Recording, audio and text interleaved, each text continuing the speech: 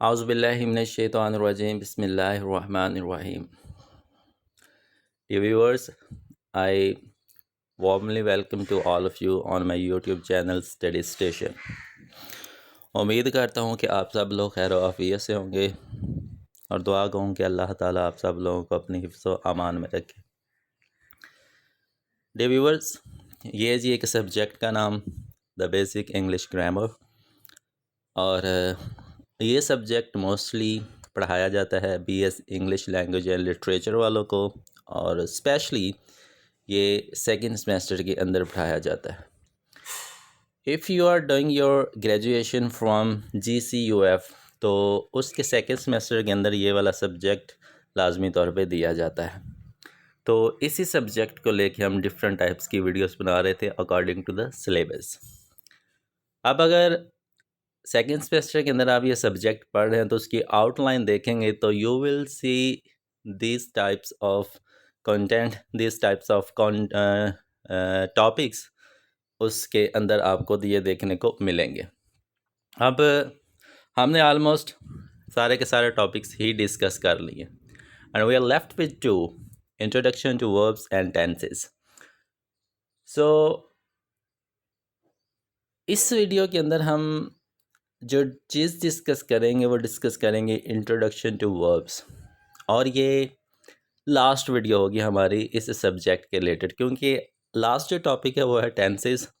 Tenses is very simple और ये basic से भी बेसिक आप कह सकते हैं, तो उसके रिलेटेड हम वीडियोस फिर कभी बनाएंगे, लेकिन इस वीडियो के अंदर हम डिस्कस करेंगे introduction to verbs last topic. So let's get started कि इंट्रोडक्शन टू वर्ब्स के अंदर आप क्या क्या चीज़ें कवर कर सकते हैं। So first of all you will cover the definition कि वर्ब होती क्या है। बहुत ही सिंपल सी चीज़ है, इसको एक दफ़ा समझ लीजिए। पहले मैं आपको आसान अल्फाज में समझा देता हूँ कि वर्ब होती क्या है। वर्ब को उर्दू में कहते हैं फ़ेल, और फ़ेल को मज़ीद आसान अल्फाज में कहते हैं काम।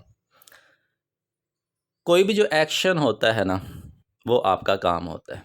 इसको और आसान अल्फाज में देखिए, आपकी पूरी बॉडी का स्ट्रक्चर है और उस बॉडी के स्ट्रक्चर के अंदर डिफरेंट पार्ट्स हैं। You have eyes, you have nose, you have ear, you have mouth, you have lips, you have hand, you have feet. ठीक है जी, ये सारी चीज़ें आपके बॉडी स्ट्रक्चर के अंदर पाई जाती है। बॉडी के पार्ट्स के अंदर कोई भी पार्ट अगर मूवमेंट कर रहा है, कोई भी हिस्सा जिस्म का मूवमेंट कर रहा है, तो वहाँ पे एक एक्शन आता है, और वो जो एक्शन होगा वो बेसिकली आपकी वर्ब बनेगी। जिस तरह आंखों से मैं देखता हूँ, देखना एक एक्शन है, मूवमेंट है। नाक से मैं सूंघता हूँ, सूंघना एक मूवमेंट है, ये एक एक्शन है। मुंह की मदद से मैं बोलता हूँ, बोलने के अंदर मूवमेंट यूज़ होती है और वो ये एक एक्शन है। हाथ की मदद से मैं लिख सकता हूँ, काम कर सकता हूँ, मूवमेंट होगी, एक एक्शन होगा। पाँव की मदद से मैं चल सकता हूँ, मूवमेंट होगी, एक एक्शन होगा। जहाँ जहाँ बॉडी पार्ट्स आएंगे वहाँ वहाँ मूवमेंट होगी, और जहाँ जहाँ मूवमेंट होगी वहाँ वहाँ एक्शन होगी, और जहाँ जहाँ एक्शन होगा वहाँ वहाँ वर्ब बनती है। यह जी आसान अल्फाज में। अब डेफिनेशन चूँकि आपने लिखनी होती है, so here is your definition. A verb is a word that shows an action. एक वर्ब एक वर्ड होता है और वो वर्ड एक्शन दिखाता है, काम दिखाता है, स्टेट हालत दिखाता है, और हैपनिंग और दिखा रहा होता है कि कौन सा क्या काम हो रहा है। ये तीन चीज़ें दिखाता है, एक्शन दिखाता है, स्टेट दिखाता है, और हैपनिंग दिखाता है। In simple words a verb tells us. सादा अल्फाज में वर्ब हमें बताती है कि व्हाट समवन डज, कि कोई बंदा क्या करता है। व्हाट समवन इज़, कोई बंदा क्या है। व्हाट हैपन्स, और हुआ क्या है। ये तीन तरह की चीज़ें हमें जो वर्ड बताता है वो वर्ब कहलाती है। For example, Ali plays cricket. Ali खेलता, क्या खेलता है, क्रिकेट खेलता है। अब ऊपर वाला सवाल देखिए, व्हाट समवन डज, कि कोई बंदा क्या करता है। अब मैं सवाल पूछता हूँ व्हाट अली डज, अली क्या करता है, तो आप कहेंगे Ali plays cricket, Ali cricket खेलता है। In this sentence plays is a verb because it shows Ali's action. और इस जुमले के अंदर जो प्लेज है ये एक वर्ब है, क्योंकि ये अली का एक्शन दिखा रही है कि वो खेल रहा है। ठीक है जी, this is the first example. Come to the example number 2, she is happy, वो खुश है। शी इज़ हैप्पी, वो खुश है। Here is a verb because it shows a state और कंडीशन, कि वो कैसी है। ठीक है जी, ये एक स्टेट बताई जा रही है कि वो कैसी है। व्हाट समवन इज़, कि वो कैसी है। दूसरी तरफ आ जाए, व्हाट समवन इज़, कि वो कैसी है। वो कैसी है, वो खुश है। तो यहाँ पे जो खुश है, कंडीशन बताई जा रही है, स्टेट बताई जा रही है, वो हमें इज़ बता रहा है कि वो खुश है। नंबर 3 पे आ जाए, द बेबी क्राइड, बच्चा रोया। Here cried is a verb because it shows an action और हैपनिंग। यहाँ पे क्राइड क्या है, वो एक वर्ब है। क्यों? क्योंकि ये बता रहा है कि कोई एक्शन हो रहा है। बच्चा क्या कर रहा है, बच्चे ने क्या किया, वो रोया है। ठीक है जी, तो इसको कहते हैं जी वर्ब। ये है जी उसकी सिंपल सी डेफिनेशन विद एग्जांपल्स। अब आगे आ जाए, next we will discuss the types, जो कि इंग्लिश ग्रामर के अंदर कोई भी चीज़ करेंगे तो उसकी टाइप्स बहुत ज़रूरी होती है। Verbs are divided into different types according to their use and function. इसकी बहुत सी टाइप्स है, just you can see there are 8 kinds, the 8 types. इसकी 8 टाइप्स हैं, और ये 8 टाइप्स किसकी बेस पे बनती है, इसके यूज़ और इसके फंक्शन की बेस पे बनती है। Main verb, auxiliary verb, modal verb, transitive, intransitive, linking, regular, irregular. These are the 8 types of verb.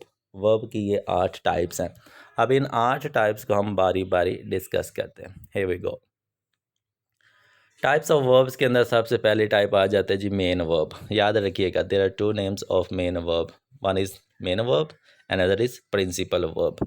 Principal verb को मेन वर्ब कहते हैं, मेन वर्ब को प्रिंसिपल वर्ब कहते हैं। अब होती क्या है देखें, a main verb is the main word that gives the real meaning of the sentence. Main verb एक मेन वर्ड होता है, सबसे मरकज़ी, सबसे अहम जुमले के अंदर जो लफ्ज़ होता है वो मेन वर्ब होती है। ठीक है जी, एक लफ्ज़ होगा, वो मेन वर्ब को पूरा वो बता रहा होगा। It shows the main action और स्टेट। पूरा जुमला पढ़ेंगे, उसके अंदर आपको एक मेन वर्ड नज़र आएगा, जो कि पूरे के पूरे एक्शन को, पूरे के पूरे जुमले को लेके चल रहा होगा। वो जो मेन वर्ड होगा वो आपकी मेन वर्ब होगी, वही आपका प्रिंसिपल वर्ब होगी। For example, she reads a book, वो एक किताब पढ़ती है। Here reads is the main verb, it shows the main action. ठीक है जी, अब इस पूरे जुमले के अंदर जो रीड है वो ही मेन वर्ड है, इस वजह से वो मेन एक्शन बन जाएगा, मेन वर्ब बन जाएगी, प्रिंसिपल वर्ब बन जाएगा। Number 2, they like football, they like football. Here like is a main verb, it shows a feeling और स्टेट। ठीक है जी, तो ये आपकी 2 एग्जांपल्स आ जाएगी मेन वर्ब या प्रिंसिपल वर्ब के अंदर। Number 2, we have auxiliary verb. Auxiliary verb in a word, other word we can say the helping verbs. याद रखिएगा, auxiliary verb और helping verb एक ही होता है, लेकिन डिवीजन इनकी किस तरह से हुई होती है। बेसिकली auxiliary verb 3 तरह के होते हैं, उन 3 तरह से आगे बनती है सब टाइप्स, जो कि बन जाती हैं हेल्पिंग वर्ब्स। 3 ऑक्सिलरी वर्ब्स हैं, टोटल हेल्पिंग वर्ब जो बनेंगे वो आपके 22 ऑलमोस्ट आई थिंक बनते हैं। उसके अंदर कुछ मॉडल वर्ब्स भी होते हैं जी। ऑक्सिलरी वर्ब क्या होता है? Auxiliary verbs helps the main verb. Auxiliary verb वो वर्ब होती है जो मेन वर्ब को हेल्प कर रही होती है। पीछे आपने मेन वर्ब पढ़ा, जो उस मेन वर्ब की हेल्प करता है उसको ऑक्सिलरी वर्ब या हेल्पिंग वर्ब कहते हैं। It helps to make tenses. और ये किस लिए यूज़ होता है? दूसरा यूज़ इसका देखें, ये टेंस बनाने के लिए यूज़ की जाती है। पहला मेन वर्ब की हेल्प करती है, दूसरा टेंस बनाने के लिए यूज़ करती है। क्वेश्चन सवाल करने के लिए भी यूज़ होती है, एंड नेगेटिव सेंटेंसेस और मनफी जुमलों के लिए भी ये यूज़ होती है। 4 तरह का इसका यूज़ है। नंबर 1 मेन वर्ब की मदद करेगी, नंबर 2 टेंस बनाएगी, नंबर 3 सवाल करेगी, और नंबर 4 ये फ़िक्रों को निगेट कर देगी, मनफी बना देगी जी। मैंने आपको बताया ऑक्सिलरी वर्ब 3 है। पहला है बी, दूसरा है हैव, और तीसरा है do. These are the 3 auxiliary verbs. अब इनसे आगे हेल्पिंग वर्ब बनते। बी से बनता है जी am, is, are, was, were, be, being, been. Have से बनता है हैव, हैज़, हैड। डू से बनता है डू, डज, डिड। ठीक है जी, 3 ऑक्सिलरी वर्ब, आगे उनसे हेल्पिंग वर्ब बनते हैं जी। She is studying, main verb is study. यहाँ पे जो मेन वर्ब है वो हमारी स्टडी है। अब मेन वर्ब को हेल्प कौन कर रहा है? इज़, तो इज़ आपका ऑक्सिलरी वर्ब होगा और ये आपका हेल्पिंग वर्ब होगा। Number 2, they have finished their work. Finished is the main verb, main verb की मदद कौन कर रहा है? हैव क्या है? एक ऑक्सिलरी वर्ब है। ठीक है जी। तो एग्जाम्पल जो होगी वो आप डेफिनेशन के साथ उसको अप्लाई करेंगे, फिर आपको अच्छे तरीके से समझ में आ जाएगी। This is the second type. Number 3, modal verbs. Modal verbs क्या होता है? देखिए, modal verbs show, modal verbs जो होती हैं वो क्या दिखाती है? एबिलिटी, किसी इंसान की काबिलियत और सलाहियत को दिखाती है। ऐसा वर्ड जो किसी इंसान की काबिलियत सलाहियत को दिखाए वो मोडाइल वर्ब होगा। परमिशन, जब आप किसी चीज़ की इजाज़त लेते हैं वो जो इजाज़त वाला परमिशन वाला वर्ड होगा वो आपका मोडाइल वर्ब होगा। एडवाइस, नसीहत जब आपको की जाती है वो मोडाइल वर्ब की मदद से की जाती है। पॉसिबिलिटी, किसी चीज़ का इम्कान ज़ाहिर करना होगा तो वो जो वर्ड यूज़ करेंगे इम्कान ज़ाहिर करने के लिए, पॉसिबिलिटी ज़ाहिर करने के लिए, वो भी आपका मोडाइल वर्ब होगा। लास्ट वन, नेसेसिटी, ज़रूरत के लिए भी हम क्या यूज़ करते हैं? मोडाइल वर्ब ही यूज़ करते हैं। ये नीचे आपको कुछ मोडाइल वर्ब्स नज़र आ रहे जी। इंग्लिश के अंदर यही मोडाइल वर्ब्स यूज़ होते हैं। Can, could, may, might, shall, should, will, would, must, ought, to. 1 2 3 4 5 6 7 8 9 10 ji. English के अंदर 10 मोडाइल वर्ब्स है जी, और इन सब का अलग अलग फंक्शन है, अलग अलग use. For example, he can swim, वो तैर सकता है। अब इस जुमले के अंदर जो कैन है वो क्या है? एक मोडाइल वर्ब है। क्यों मोडाइल वर्ब है? Because it is showing the ability, कि वो तैर सकता है, उसके अंदर सलाहियत है कि वो तैर सकता है। यू शुड वर्क हार्ड, तुम्हें चाहिए कि सख्त मेहनत करो, तुम्हें सख्त मेहनत करनी चाहिए। यू शुड वर्क हार्ड, तुम्हें क्या चाहिए? सख्त मेहनत करनी चाहिए। अब इसके अंदर क्या की जा रही है? एक नसीहत दी जा रही है। किसके ज़रिए? शुड के ज़रिए, कि तुम्हें क्या करनी चाहिए? सख्त मेहनत करनी चाहिए। If you want to succeed, pass होना चाहते हो, कामयाब होना चाहते हो तो मेहनत करना शुरू कर दो। यह जी एक नसीहत। वी मस्ट फॉलो रूल्स, हमें रूल्स फॉलो करने चाहिए। वी मस्ट फॉलो रूल्स, हमें क्या करना चाहिए? रूल्स फॉलो करना, ये ज़रूरत है जी। अगर रूल्स फॉलो करेंगे तब ही कुछ होगा, अगर रूल्स फॉलो नहीं करेंगे तब हम कुछ भी नहीं कर सकते। ये क्या है? एक ज़रूरत है। ज़रूरत के लिए कौन सा वर्ड यूज़ हुआ? मस्ट। ठीक है जी। हर एक मोडाइल वर्ब का अपना अपना फंक्शन है, और ये 5 तरह की चीज़ें बताती हैं: एबिलिटी, परमिशन, एडवाइस, पॉसिबिलिटी और नेसेसिटी। तो इनको क्या कहते हैं? मोडाइल वर्ब्स कहते हैं। Number 4, the very important, very basic, transitive verb. Transitive verb क्या होती है? A transitive verb needs an object to complete its meaning. Transitive verb एक ऐसी वर्ब होती है जिसको आगे ऑब्जेक्ट की ज़रूरत पड़ती है। जब तक इसके आगे ऑब्जेक्ट नहीं लगाएंगे तब तक वर्ब की समझ नहीं आएगी। आपको पता है कि जुमला 3 चीज़ों से बनता है: सब्जेक्ट, वर्ब, ऑब्जेक्ट। ऑब्जेक्ट बाज़ दफ़ा हो भी सकता है, नहीं भी हो सकता, बट अगर जुमले के अंदर ट्रांजिटिव वर्ब आ गई है तो उसके आगे ऑब्जेक्ट का होना ज़रूरी है, अदरवाइज़ जुमला मुकम्मल नहीं होता, जुमले की समझ नहीं आती। किस तरह से? For example, he open the door, he open the door, ये एक मुकम्मल सेंटेंस। इसके अंदर सब्जेक्ट भी है, वर्ब भी है और ऑब्जेक्ट भी है। जिस तरह से ओपन एक वर्ब है, ही ओपन। अब जब मैं यहाँ तक जुमला बोलता हूँ ना, ही ओपन, उसने खोला, क्या खोला हमें नहीं पता। क्यों नहीं पता? क्योंकि आगे हमने अभी तक ऑब्जेक्ट नहीं लगाया। तो ओपन एक ऐसी वर्ब है जिसके आगे ऑब्जेक्ट लगाना ज़रूरी है ताकि मीनिंग वाज़ेह हो सके। जब हम कहते हैं ना सॉरी जब हम कहते हैं ना ही ओपन्ड द डोर, ताकि ऑब्जेक्ट लग गया। ठीक है जी। जब ऑब्जेक्ट लगा तब मीनिंग वाज़ेह हुए, उसने दरवाज़ा खोला। अब आ जाते हैं जी इसके कंट्रास्ट में, इसके उल्ट में, intransitive verb. Intransitive verb does not need an object. Intransitive verb एक ऐसी वर्ब होती है जिसके आगे ऑब्जेक्ट नहीं लगाया जाता, ऑब्जेक्ट लगाना ज़रूरी ही नहीं होता, ऑब्जेक्ट के बगैर भी अपने मीनिंग दे देती है। किस तरह से? The baby cried, baby subject, cried verb है। अब इसके आगे कोई ऑब्जेक्ट आपको नज़र नहीं आ रहा, बच्चा रोया, ऑब्जेक्ट नज़र नहीं आ रहा, फिर भी ये अपने मीनिंग दे रहा है। तो कोई भी वर्ब जो बगैर ऑब्जेक्ट के मीनिंग दे वो आपकी इनट्रांजिटिव वर्ब कहलाती है। बर्ड्स फ्लाई, परिंदे उड़ते हैं। ठीक है जी। इसके आगे भी ऑब्जेक्ट नहीं है लगा हुआ, तो ये भी अपने मीनिंग दे रहे। तो कोई भी वर्ब जो ऑब्जेक्ट के बगैर मीनिंग दे तो वो आपकी इंट्रांजिटिव कहलाती है। Then linking verbs. Linking verbs क्या होती हैं? Linking verbs connect the subject with its description और कंडीशन। लिंकिंग वर्ब क्या होती है? लिंकिंग वर्ब जोड़ती है जी किसको? सब्जेक्ट को उसकी डिस्क्रिप्शन के साथ। ऐसी वर्ब जो सब्जेक्ट को उसकी डिस्क्रिप्शन, उसकी वजाहत, उसकी इन्फॉर्मेशन के साथ कनेक्ट करती है, जोड़ती है, वो वाली जो वर्ब होगी हम उसको लिंकिंग वर्ब बोलेंगे। किस तरह से? देखें, she is intelligent, here is connects क्या करते हैं कि शी इज़ इंटेलिजेंट। अब इज़ एक ऐसा वर्ड है जो शी सब्जेक्ट को इंटेलिजेंट के साथ जोड़ रहा है, तो यहाँ पे जो शी होगा वो आपका लिंकिंग वर्ब होगा। The soap taste good, here taste connect soap with its equality. ठीक है जी, यहाँ पे जो टेस्ट वर्ड होगा वो सब्जेक्ट सोप को उसकी क्वालिटी गुड के साथ जोड़ेगा।